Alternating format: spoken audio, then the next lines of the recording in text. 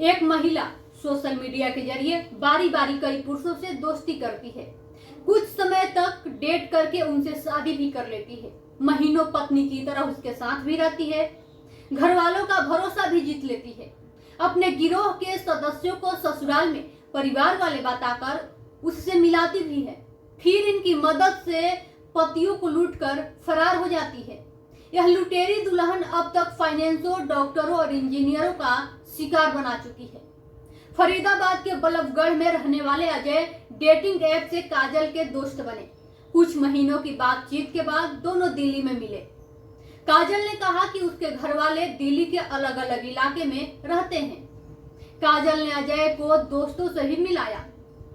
अजय ऐसे 11 लोगों से मिले जिन्हें काजल ने अपना रिश्तेदार बताया। अजय आगे बताते हैं कि मुझे उससे प्यार हो गया और मैंने शादी का प्रस्ताव भी उसके सामने रख दिया। वह मान गई। उसके परिवार वाले भी खुश थे।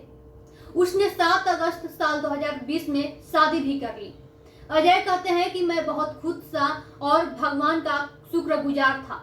उसने कभी कुछ भी नहीं मांगा। वो हमेशा पैसे बचाने की बात करती रहती थी। सब कुछ बढ़िया था, लेकिन शादी की पहली एनिवर्सरी के 4 दिन पहले सब कुछ बदल गया। अजय शाम को जब घर लौटे तो पूरा घर खाली था और काजल मिसिंग थी। अजय काजल के 7वें शिकार थे। काजल घर वालों का खूब ख्याल भी रखती थी। उसने सबका दिल जीत लिया था। इससे पहले काजल ने अजय को सलाह दी थी कि वह बुटीक खोल दे। इसके लिए 20 लाख रुपए की जरूरत थी। अजय ने अपनी बचत से 15 लाख रुपए काजल को तो दे दिए। बाकी पैसों के लिए उन्होंने लोन ले लिया। 20 नवंबर को काजल ने संजना बुटीक खोला। 5 दिन के अंदर ही काजल ने अजय को 1 लाख रुपए लाकर दिए और कहा कि बुटीक चल निकला है। अजय काफी इससे खुश थे। अजय अपने काम के लिए दिल्ली से हरियाणा हमेशा जाते थे। 11 अगस्त को अजय ने बल्लभगढ़ से काजल को कॉल किया तो उनका फोन स्विच ऑफ था। उन्होंने दोबारा कोशिश की, लेकिन फोन फिर स्विच ऑफ आया। अजय को शक हुआ तो वो दिल्ली पहुंच गए। उनको पूरा घर खाली मिला। घर और बुटीक का पूरा सामान भी गायब था।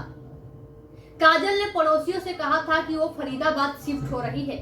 अजय को 45 लाख रुपए का चूना लगा चुकी है काजल। अजय जब पुलिस के पास पहुंचे तो उनकी बातों पर कोई यकीन ही नहीं कर रहा था। अजय लगातार वहां जाते जहां वो काजल के रिश्तेदारों से मिलते थे। 2 हफ्ते बाद उन्हें काजल की बेस्ट फ्रेंड दिखी। साल 2010 में 19 साल की उम्र में काजल की शादी दिल्ली के एक व्यक्ति से भी हुई थी। 2 साल बाद वह नकदी और सामान लेकर मुंबई भाग गई। साल 2014 में भी उसने अजय गुप्ता नाम के एक व्यक्ति से दूसरी शादी की। अजय बताते हैं कि उसने मुझसे मदद मांगी तो मैंने उसकी हेल्प की। 4 महीने बाद उसने मुझे प्रपोज भी कर दिया और हम दोनों की शादी हो गई।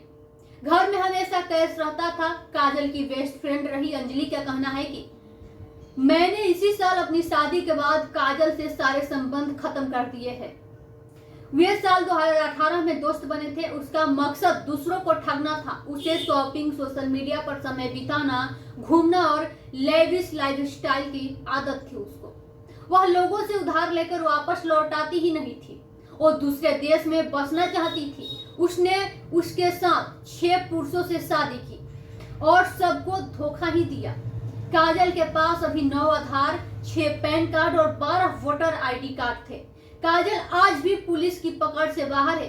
पुलिस की कई टीमें उसकी तलाश आज भी कर रही है, लेकिन पुलिस के गिरफ्त में काजल नहीं आ पा रही है।